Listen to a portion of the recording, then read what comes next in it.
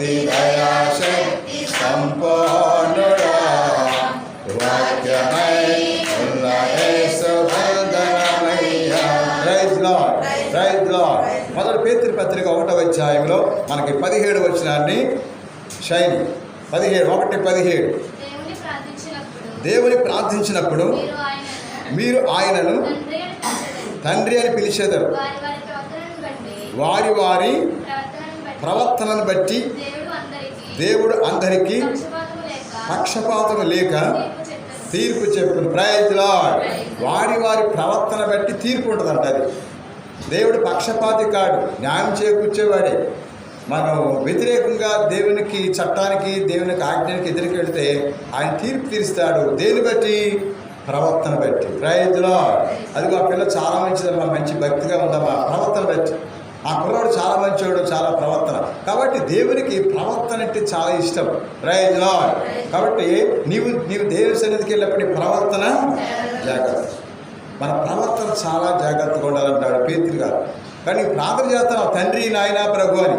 కానీ నీ ప్రవర్తన సరి లేకపోతే ఆ ప్రవర్తన బట్టే నీకు మంచి చేయాలన్నా, నీకు ఏది తీర్పు చేయాలన్నా దేవుడికి దానిపైన బేస్ అయి ఉంటాడు. Praise Lord. అందుకే మన ప్రవర్తన ఎలా ఉంది? ప్రవర్తన చాలా అవసరం. గుడిలో కూర్చున్నప్పుడు మామూలుగా ఉండి బయటికి వెళ్ళిన తర్వాత మన ఇష్టానుసారం ప్రవర్తిస్తే దేవుడు ఊరుకోడు. అందుకే దేవుడు అవమానపరిచే పనులు మనం చేయకూడదు. దేవుని సేవకుల్ని బాధ పెట్టి పనులు మనం చేయకూడదు. నీ ప్రవర్తన చూస్తాడు ఆయన. నీ ప్రవర్తన చూసి ఆయన తీర్పు చేస్తాడని దేవుని వాక్యం చెప్తుంది. అందుకని మన ప్రవర్తన అంటే ఏంటి? ప్రవర్తన అంటే ఏంటి? మంచి బ్రతుకు పథకం. ఎప్పుడు ఒక రకంగానే, ఎప్పుడు ఒక రకంగా జీవించేవాడు ప్రవర్తన దేవుడు మెచ్చుకుంటాడు. అందుకని వారి వారి ప్రవర్తన బట్టి దేవుడు తీర్పు తీరుస్తాడు. అందుకే ఆ ప్రవర్తన బట్టి అన్ని జాతి ప్రజలకు కూడా దేవుడు దేవుని ఇస్తాడంటున్నాడు. అపోస్తల చర్యలు 10వ అధ్యాయంలో అఖిల అపోస్తల చర్యలు 10వ అధ్యాయంలో మనం చూస్తున్నాం 34 నుండి. అపోస్తల చర్యలు 10:34 నుండి గట్టి చదవాలి. అంతటి పేతురు నోరు తెరిచి ఇట్లు ప్రసంగింపనారంభించాడు. దేవుడు ఎట్టి పక్షపాతం లేక అందరినీ సమదృష్టితో చూసినని నేను ఇప్పుడు గుర్తించి తిని దేవునికి భయపడచ్చు సత్ప్రవర్తన గలవాడు ఏ జాతివాడైనా దేవునికి అంగీకారం యోగ్యుడు. అలా చెప్పబట్టండి. మంచి ప్రవర్తన కలిగిన వాడు ఎవరైనా కానీ, ఏ జాతి వాడు, ఏ మనిషి అయినా కానీ మంచి ప్రవర్తన. ఆ ప్రవర్తన అంటే అర్థం ఏంటంటే ఒరిజినాలిటీ అని అర్థం. ప్రవర్తన అంటే నీతి అని అర్థం. ఆ ఒరిజినల్ నీతిని దేవుడు చూస్తున్నాడు అంటున్నాడు వాక్యంలో. మనం చూస్తుంటే దేవుని వాక్యంలో మరి యోహాను సువార్త 16వ అధ్యాయంలో యోహాను 16:8 రాజేష్ 16వ అధ్యాయం 8వ వచనం 16వ అధ్యాయంలో మనం చూస్తున్నాం దేవుని వాక్యంలో బలమైన మాటలు. యోహాను 16:8 ఆయన వచ్చి పాపమును గూర్చియు నీతిని గూర్చియు ఆ తీర్పును గూర్చియు లోకములో అది చాలు. కాబట్టి దేవుడు ఏం చేస్తాడు? ఇప్పుడు ఈ కృపాయుగంలో పరిశుద్ధాత్మ 3 పనులు చేయాలి. ఆత్మ రూపుడిగా ఆయన ప్రయాణం చేస్తున్నాడు. మొట్టమొదటిది ఏంటి? నువ్వు పాపం చేస్తున్నావు. యేసు ప్రభు ఈ హోలీ స్పిరిట్ పరిశుద్ధాత్మ దేవుడు హెచ్చరిక చేస్తున్న మనిషిని, నువ్వు పాపం చేస్తున్నావు. పాపం అంటే ఏంటి? మంచి చేయకపోవడమే. యాకోబు పత్రిక 4వ అధ్యాయంలో సంతోషం. యాకోబు 4:17 అక్కడ మనం చూసినట్లయితే దేని వాక్యము 4వ అధ్యాయం 17 యాకోబు పత్రిక 4వ అధ్యాయము 17వ వచనంలో 4:17 పేతురికి ముందుంటుంది. అక్కడ మనం చూసినట్లయితే మంచిని సహకరించినప్పుడు, మంచిని ప్రోత్సహించినప్పుడు, మంచిని మాట్లాడినప్పుడు నీవు పాపం చేస్తున్నావని దేవుని వాక్యం తెలియపరచబడుతుంది. పాపం అంటే మంచి అయిపోవడం పాపం, దేవునికి లోపడకపోవడం పాపం. 4:17 యాకోబు మేలైనది చేయనరిగియు అట్లు చేయనివాడు అదనమాట. మంచి ప్రోత్సహించడం, మంచి చేయకపోతే చెడుకి ఆలోచనతో చెడుకి బలపరిచినట్టయితే నువ్వు పాపం చేస్తున్నావు. అందుకే నాడు మంచి చేయటానికి మనం ప్రయత్నించాలి. మేలేది చేసి మంచిని చేసి దేవుని బిడ్డలుగా ఆమోదం పొందాలి. అందుకే నాడు ఈ మానవ జీవితంలో మంచి చేసేవాడు ఎంతమంది ఉన్నారు? అయినప్పుడు కూడా హోలీ స్పిరిట్ పరిశుద్ధాత్మ దేవుడు వెంబడిస్తున్నాడు నేను. చూడండి, దొంగతనం చేసిన వాళ్ళకి పోలీసు కుక్కలు వస్తూ ఉంటాయి. ఇటు వెళ్ళాడు, గోడ అవతలకి వెళ్ళాడు, అటు నుండి వచ్చాడు అక్కడ గూట్లా ఏంటి ఆ చేతి ముద్దలు కూడా చూసి పసిగడుతుంది డాగ్. ఇదిగో ఇటు వెళ్ళాడు, ఇక్కడికి వచ్చాడు, ఎక్కడి నుంచి అవతల కురికాడు అంటూ దాన్ని బట్టి కేసు నమోదు చేయబడుతుంది. చూసారా, మోగజీవే, డాగే, కానీ అన్ని పసిగడుతుంది. అలాగే నాడు ఆ డాగ్ వెంబడించినట్టుగానే దొంగవాడిని నిర్ధారణ చేయటానికి, అలాగే మన మంచిగా చెడా అనేది మన నిర్ధారణ చేయడానికి ఒక వ్యక్తి ఉన్నాడు. ఆయన ఎవరు? హోలీ స్పిరిట్. అదే పరిశుద్ధ. చప్పకొట్టండి, గట్టికొట్టలే. పరిశుద్ధాత్మ శక్తితో ప్రతి మనిషి నడిపించబడితే దేవుని పెట్టారు. సో రోమపత్రిక 8వ అధ్యాయంలో, రోమపత్రిక 8 జెసి, రోమపత్రిక 8వ అధ్యాయం 14వ వచనం. రోమా 8:14. దేవుని ఆత్మ వలన నాపబడివాడు దేవుని పుత్రుడు. ఏలైనా దేవుని నుండి మీరు స్వీకరించినది మేము భయకంపితులు చేయు బానిసత్వపు ఆత్మ కాదు. Praise Lord. కాబట్టి బానిసత్వ ఆత్మ కాదు, దేవుని చిత్తం కలిసి దేవునిక బిడ్డగా నడిపించేది దేవుని ఆత్మ. అది హోలీ స్పిరిట్. అందుకే హోలీ స్పిరిట్ పరిశుద్ధాత్మ ఆది నుండి కూడా మనుషులకి మేలు చేయడానికే అది గిరగిరగిర తిరుగుతుందన్నాడు ఆదికాండం 1:2. ఆదికాండం 1వ అధ్యాయం 2వ వచనం. పరిశుద్ధాత్మ దేవుడి ప్రతి ఒక్కరు లోబడాలి, లొంగాలి, అప్పుడే వాళ్ళకి శక్తిని వస్తుంది అంటున్నాడు. 1 అధ్యాయంలో 2వ వచనం చూసినట్లయితే సంజ, ఆదికాండం 1 అధ్యాయం 2, 1:2. భూమికి ఆకారం లేకుండా శూన్యముగా ఉండెను, ఆ అంధకారము అగాధ జలములు మీద కమ్మియుండగా దేవుని ఆత్మ నీటిపై గుండ్రముగా తిరిగింది. Praise Lord. గుండ్రంగా తిరుగుతుందంట. ఎవరో? దేవుని ఆత్మ గుండ్రంగా తిరగంటే ప్రతి మనిషిని టచ్ చేస్తుంది, ప్రతి మనిషిని కూడా చూస్తుంది. అందుకని పరిశుద్ధాత్మ నేత్రం, దేవుని కనుదృష్టి ఈ లోకమంతా సంచారం చేస్తుంది. అందుకే నాకు పరిశుద్ధాత్మ చేత నడిపించబడేవాడు దేవుని పెట్టాడు. దురాత్మతో నడిపించబడేవాడు దేవుని పెట్టాడు కాదు, సైతం మనిషి లేడు. అందుకే దేవుని ఆత్మ చేత ఎందరు నడిపించబడతారో వాడే దేవుడు. అందుకని ఆత్మదేవుడు మొదటి నుంచి వాళ్ళు నడిపించుకుంటూ వచ్చారు. మోషేని నడిపించింది ఈ ఆత్మే. అలాగే మనం చూసినట్లయితే మరి నోవాహు నడిపించింది ఈ ఆత్మే. అలాగే మనం చూసినట్లయితే లోతుని నడిపించింది కూడా ఈ ఆత్మే. అప్పటి నుంచి ఇప్పటి వరకు కూడా, అలాగే యేసు ప్రభు కూడా తన రక్షణ కార్యాన్ని కూడా నెరవేర్చడానికి కూడా ఈ ఆత్మే ఆయన పుషింగ్ చేసింది, ప్రేరేపించింది. అందుకే పరిశుద్ధాత్మ ఆయనలో ప్రేరేపించి, అందుకే ఈయన నా ప్రియమైన కుమారుడు, ఈయన నేను ఆనందిస్తాను ముందుగా సాగాడు యేసయ్య. అలాగే యేసు ప్రభువు కానీ రాకముందే మరియమ్మ గారికి కూడా ఈ పరిశుద్ధాత్మ అవసరమైంది. ఆ పరిశుద్ధాత్మ శక్తి ఆమెను ఆవరించి, సర్వశక్తి ఆమె కమ్ముకొని ఆమె పైన పరిశుద్ధాత్మ వేయించేసి తనకి దేవుని రూపమైన దేవుడు తన రూపంలో తన తల్లి మరియు గర్భంలోని భూలోకి కనిపించాడు. అందుకే నాడు దేవుని ఆత్మ కనుదృష్టి లోకమంతా సంచలనం మంచి జరగాలి దేవుడు చూస్తున్నాడు.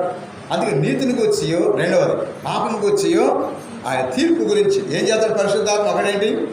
పరిశుద్ధాత్మ వర్క్ ఏంటి? హోలీ స్పిరిట్ వర్క్ ఏంటి? ఒకటి పాపం చెయ్యొద్దని, రెండవది ఏంటి? నీతి, ఒరిజినల్గా బ్రతకమని. డూప్లికేట్ కాదు. డూప్లికేట్ ఎప్పుడు కూడా అది స్టైల్ అయిపోతుంది. నువ్వు ఒరిజినాలిటీకి రావాలి. నీతో మంచి మాట కావాలి, మంచి హృదయం కావాలి. మనిషి ఉన్నప్పుడు ఒకటి మాట, మనిషి లేనప్పుడు ఉండకూడదు. 2 రకాల నాలుగు ఉండకూడదు. దివి మనసు అన్నాడు. దివి మనసు అంటే 2 రకాల నాలుగు. అటువంటి 2 రకాల స్వభావాలు ఒకే నాలుగు, అదే పరిశుద్ధాత్మ నాలుక. Praise Lord. ఈ నాలుక దేవుని ఆత్మ మన నాలుక పైన అల్లలాడాలి. ఈ నాలుగు చుట్టూ తిరగాలి. ఆ నాలుగు చుట్టూ తిరుగుతున్నప్పుడు ఈ ఆత్మ శక్తి మన అంతరంగం చర్చుకొని మనం నడిపించుకుంటూ పోతారు. అందుకని అటువంటి శక్తితోని అటువంటి వాళ్ళే మంచి మాటలు మాట్లాడతారన్నారు పౌలు. చూడు, కొలస్సీ పత్రిక 4వ అధ్యాయంలో వెనీలా, కొలస్సీ 4వ అధ్యాయం 6వ వచనం. కొలస్సీ 4 అధ్యాయం 6.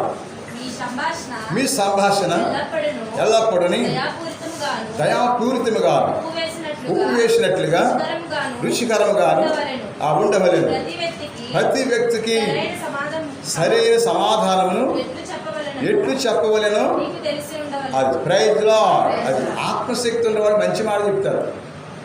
కొంతమంది స్త్రీలు చాలామంది ఆలోచించి చెప్తారు. కొంతమంది నోరుంది కానీ చక్క పొల్యూషన్ అలాగో వెళ్ళిపోతారు. అందుకని నీ నాలుక పరిశుద్ధాత్మ దేవుడు ఉంటే, నీ హృదయంలో పరిశుద్ధాత్మ దేవుడు తిష్ట వేస్తే నీ నోటి మాటలు కూడా మంచిగా వస్తాయి. అందుకంటాడు కీర్తన గ్రంథం 39 దావీదు కీర్తన 39 దావీదు కీర్తన మనం చూసినట్లయితే దేవుని వాక్యము తెలియపడుతుంది. మనీష 39:1 కీర్తన. ఎందుకంటే నా నాలుకతో పాపము చేయకూడనట్లు నా మార్గములను జాగ్రత్తగా చూసుకుందును. ఆ భక్తిహీనులు నా ఎదుట ఉన్నప్పుడు నా నోటికి చిక్కము అంటే సైలెంట్నెస్. Praise lord. భక్తిహీనులు వాడు దేవుని మనసులా దేవుని మనసు కాదా, మన మాటని ఎలాగా రగిలిస్తారో అది ప్రచారం చేస్తారు. సో కోడికల్ని బొట్టలు పెట్టి ఎదురుగాలికి పరిగెత్తే చెప్పరా. మీ ఇంట్లో కోడిని ఒక పుంజుని కోసుకున్నాను, ఆ ఈగలన్నీ కూడా ఎగిరిచేస్తారు. బొట్టలో పెట్టుకుని ఎదురుగాలికి పరిగెత్తున్నావు అనుకో, ఎలా ఉంటుంది? అన్నీ ఎగిరిపోతాయి. అంటే నీ నోటి మాట కూడా అంతే. నీ నోటి మాట నేను పట్టిస్తాను. నీ నోటి మాటే పరిశీలిని పెడతరా పట్టిస్తాను. అందుకని దేవుని వాక్యం చెప్పి ఏమంటున్నాడు దావీదు రాజు, భక్తిహీనులు దగ్గర ఉన్నప్పుడు వాడు ఎవరన్నా. అందుకంటే గోడకు చెవులు అంటారు చాలామంది. గోడ చెవులు ఉంటాయా? గోడ చెవులు అంటే అర్థం ఏంటి? భక్తిహీనులని అర్థం. ఎంత తీసుకెళ్ళి అంత చేస్తారు. అందుకని భక్తిహీనుల దగ్గర ఉన్నప్పుడు నా నోటికి చెక్కు వేసుకున్నాను, సైలెంట్. అందుకని మాస్టర్ గారు అంటారు అలా, సైలెంట్. పిల్లలు అల్లరి చేస్తూ ఉంటారు. ఏం చేస్తారు మాస్టరు? నోటి మీద సైలెంట్ అన్నా అంటారు లేదా? అది అలాగే హాస్పిటల్కి వెళ్ళినప్పుడు ఆ హాల్లో కూర్చుని ఆ మాట ఈ మాట పచ్చడి పట్టుకోవాలి, లేకపోతే నూనె, ఈ నూనె ఆ నూనె, దేంతో సొరకాయ ఏంటది, సోరరేఖ లేదా రసాల అని చెప్పుకుంటే ఆ హాస్పిటల్ ఎదుర్కొని మాట్లాడితే ఎలా ఉంటుంది డాక్టర్ గారికి? లైన్ ప్లాన్ చేసావా? అది కాదు. ఏం చేసావా? నువ్వు ఒరిజినల్ పెట్టానంటే ఇదంతా లోపలికి పడదా? అందుకనే ముందుగానే ఎంట్రన్స్లో ఒక పేరు ఉంటుంది, ఒక ఫోటో ఉంటుంది, సైలెన్స్ అని. నర్సు ఏం చేద్దే చూసారు ఎప్పుడన్నా? మీ ఇష్టమైన మాటలు ఇక్కడ మాట్లాడకూడదు అంటూ నర్సు సైలెంట్ చెప్తుంది. అందుకని ఇక్కడ ఆలోచించండి. నోటి మాట మనల్ని పట్టిస్తారు, నోటి మాట కీడు కలిగిస్తారు, నోటి మాట మన జీవితానికి అశాంతిని కలిగజేస్తారు, నోటి మాట ద్వారా మనకు అనేక రకాల బాధలు కలిగజేస్తారు. అందుకే నాడు దేవుని వాక్యంలో దుస్తులు నా శరీరంలో ఉన్నప్పుడు నా నోరు నేను మార్చుకుంటాను. అందుకనే ఎటువంటిదంట యాకోబు 3వ అధ్యాయం చదువు. యాకోబు 3:6 యాకోబు పత్రిక. ఎక్కడ? పేతురుకు ముందు యాకోబు పత్రిక 3వ అధ్యాయంలో మనం చూసినట్లయితే 6వ వచనం మాట్లాడుతున్నాడు. ఏమని? వర్షిని 3వ అధ్యాయం 6 అక్కడ మనం చూసినట్టయితే అదిగోమ్మా మీ ఆవిడ ఎందుకుందా, నువ్వు ఎందుకు లేపాలి? నాలుగు అగ్నియే. అదిగో నాలుగు నిప్పు వంటిది, అది దోష ప్రపంచం అంటున్నాడు. అంత చెడేనని. దానికి నిలయము మన శరీరం. నాలుగు ఎక్కడ ఉంటుంది? ఎక్కడ పడుకుంటుంది? ఎక్కడ ఉంటుందమ్మా? నువ్వు నిద్రైనా కానీ చప్పలెత్తా ఉంటుంది. అది ఫంక్షన్కి వెళ్ళినప్పుడు నోరు వస్తుంది. అన్ని టైంలో ఉపయోగపడుతుంది నాలుగే. అబద్ధాలకు ఉపయోగపడతాయి, టేస్ట్ చూస్తాకు ఉపయోగపడతాయి. ఇదిగో నాలుగు ఎటువంటిదే? అగ్ని. రగిలిచ్చేసిందమ్మా. ఒక మాట వేసేది అగ్నిపుల్లాగా రగిలిపోతుంది. చూసారా? కాబట్టి మంచి మాటలు మాట్లాడే ఉన్నారు. అందుకని మా నాలుగుని చాలా అది ఎక్కడ ఉంటుంది? దోష ప్రపంచం. మంచి జరుగుతుంది, చెడు కూడా కాదు. ఎక్కడ ఉంటుంది? అది మన దేహంలోనే ఉంటుంది. అది ఉండి అప్పుడప్పుడు బయటకు వస్తూ ఉంటుంది. అలాగే నాడు ఆలోచించండి. కరెంట్ ఉందా లేదండి? ఎలక్ట్రీషియన్ ఏం చేస్తాడు? టెస్ట్ రోడ్లు చెప్తాడు. టెస్ట్ రోడ్లు పంపించినప్పుడమ్మా వెంటనే టెస్ట్లోకి అప్పుడు కరెంట్ ఉందని చక్కగా ఆయన పనులు చేసుకుంటాడు. ఏం చేద్దంటే ఆయనకి ఉందా లేదండి? నాలుగు చూస్తే టెస్టర్ పోతే టెస్టర్ మర్చిపోయి వచ్చాడు ఎలక్ట్రీషియన్. కరెంట్ ఉందా లేదా నాలుగుతో పెట్టి చూస్తే ధన్మని కొట్టేది. అది నాలుగు అగ్ని, అది దోష ప్రపంచం మన జీవితాన్ని మట్టి పెడుతుంది, నాశనం చేస్తుంది. అందుకే ఈ నాలుగు పైన పరిశుద్ధాత్మ దేవుడు ఈ నాలుగుకి. అందుకే డాక్టర్ని సంప్రదించినప్పుడు కూర్చోబెట్టి ఏం చేస్తాడు డాక్టర్ గారు? నాయుడు చూస్తాడు, బీపీ ఆపరేట్ చేస్తాడు, కళ్ళు చూస్తాడు, లాస్ట్లో టార్చ్ లైట్ పెట్టుకుని ఏం చేస్తాడు? నాలుగుని సాపమంటాడు. నాలుగుని సాపితే ఆయనకి రోగ నిర్ధారణ అయిపోవాలి. ఎందుకంటే పసుపు పచ్చగా ఉంటే నీళ్ళు డ్యామేజ్ అయిపోయిందని అర్థం. అలాగనే వైట్ కలర్ వస్తే నీకు రక్తం లేదని అర్థం. అలాగే నీలో బ్లాక్ కలర్ వస్తే చూస్తే రక్తహీనత కలిగి ఉన్నామని అర్థం. దాన్ని పెట్టి చేస్తారు అలాగే అర్థం. ఎప్పుడైనా వేసారు డాక్టరు? ఎవరు వేసారు అలాగా టాచ్ వేసారా? అది అక్కడ చెప్పింది నిజంగా. ప్రైజ్లో అలా సొంతంగా అర్థమైపోదు. కళ్ళు చూస్తే తెల్లదైపోతాం. ఎందుకంటే రాత్రి పగల బియ్యం తింటుంది ఆ పిల్ల. ఏం తింటుంది? పరపరాలు ఆడిచ్చారు. రోజుకి పొద్దుటే మధ్యాహ్నం సాయంత్రం కూడా 3 గుప్పులు తినేస్తుంది. మరి రక్తం ఏమైనా ఇరిగిపోయి తెల్లగా ఉంది. ఒక బకెట్ నీళ్ళు కూడా తినొద్దు అంటున్నాను మా అమ్మ. అయినప్పుడు కూడా చాట్ని వాటిని తినేస్తుంది. ఒక్కోసారి చాక్ తీసుకుని కూడా ఆ స్కూల్లో బోర్డు మీద అసలు మొక్కలు ఇరిగిపోతాయి. అయ్యను కూడా తీసుకొచ్చి చక్కగా ఆ పక్కకి వెళ్ళి ఒక చప్పలించుకుని బిస్కెట్లే తినేస్తుంది. రక్తహీనత. అందుకే నాడు మన నాలుగే అన్ని విషయాలు చెప్పేస్తాం. కాబట్టి యాకోబు గారు ఏమంటున్నారు? నాలుక అగ్ని లాంటిది, నిప్పు లాంటిది అన్నారు. ఫైర్, ఒక అగ్గిపులతో ఒక గడ్డివాము తగలబెట్టవచ్చు. అలాగే నాలుగు ఎటువంటిదంటే నిప్పు లాంటిది. అందుకని అటువంటి నాలుగు లేరం ఉంటే పరిశుద్ధాత్మ దేవుడిని నాలుగు వాళ్ళ మీదకి వస్తే మారిపోతారు. Praise Lord. అపోస్తల చర్యల గ్రంథం 4వ అధ్యాయంలో పల్లవి 4వ అధ్యాయం చదివినట్లయితే మొదట వచ్చినమండి అపోస్తలకి దేవుని యొక్క పరిశుద్ధాత్మ శక్తిని ఆవరించినప్పుడు వాళ్ళకి అగ్ని జ్వాలల రూపం ప్రవేశించినప్పుడు వాళ్ళు సరికొత్త విధానంలో సాగిపోయారు. 4వ అధ్యాయం మొదటి నుంచి రెండో అధ్యాయం మొదటి నుంచి అక్కడ అపోస్తులు వేచినప్పుడు పరిశుద్ధాత్మ దేవుడు దిగి వచ్చాడు అన్నాడు. అది అపోస్తుల చర్యల గ్రంథం 2వ అధ్యాయము మొదట వచ్చిన వాళ్ళు మేడగదిలో ఉన్నప్పుడు వాళ్ళందరూ కూడా షైన్ చదువు ఆ పెంతెకోస్తు పండుగ దినం వచ్చినప్పుడు అందరూ ఒక చోట కూడి ఉండిరి. అప్పుడు ఏకముగా ఆ బలమైన గాలి వంటి ఒక ధ్వని ఆకాశం నుండి అకస్మాత్తుగా కూర్చుండి ఉండిన ఇల్లంతా కూడా నిండిపోయింది. Praise Lord. తన ఇల్లునప్పటి నుంచి వాళ్ళు వాక్శక్తి అనుగ్రహించుకోలేది. ఆ దేవుని శక్తి వాళ్ళతో సువార్తను బోధించారు. అందుకని ఇల్లంతా చుట్టముట్టడమే కాకుండా శబ్దం రావటమే కాకుండా ఆ వెలుగు అగ్ని జ్వాలలు ఆ అపోస్తులు తొలినాటి క్రైస్తవులకు రాలగా వాళ్ళు దేవుని గురించి మంచి చెప్పడానికి ప్రారంభించారు, మంచిని బోధించడానికి ప్రారంభించారు, మంచిని వాళ్ళు నెలకొల్పారు. అలాగే ఈనాడు ఈ ఆదివారం, ఈ 3వ ఆదివారం, ఈస్టర్ 3వ ఆదివారం మన హృదయాల్లో ఈ ఆత్మ ప్రవేశించి మంచిగా జీవించి మంచిగా బ్రతకడానికి, మంచి గురించి సాక్ష్యం చెప్పడానికి, మంచినే మాట్లాడటానికి అటువంటి శక్తి దయచేసి ప్రార్థన చేద్దాం. ఆనాడు మరి ఎమ్మావస్ ప్రయాణంలో కనువిప్పు కలిగింది. వాళ్ళు ఇదివరకు చీకట్లో ఉన్నారు, ఏవో మాట్లాడుకుంటూ వెళ్ళారు. కానీ ఎప్పుడైతే ఆ దేవుడు వాళ్ళని వెంబడించాడు, అలాగే యేసు ప్రభు శిష్యుడిగా అయినటువంటి సౌలు పైన పరిశుద్ధాత్మ దిగి వచ్చినప్పుడు యేసుక్రీస్తు వారికి ఆయన సాక్ష్యం చెప్పాడు.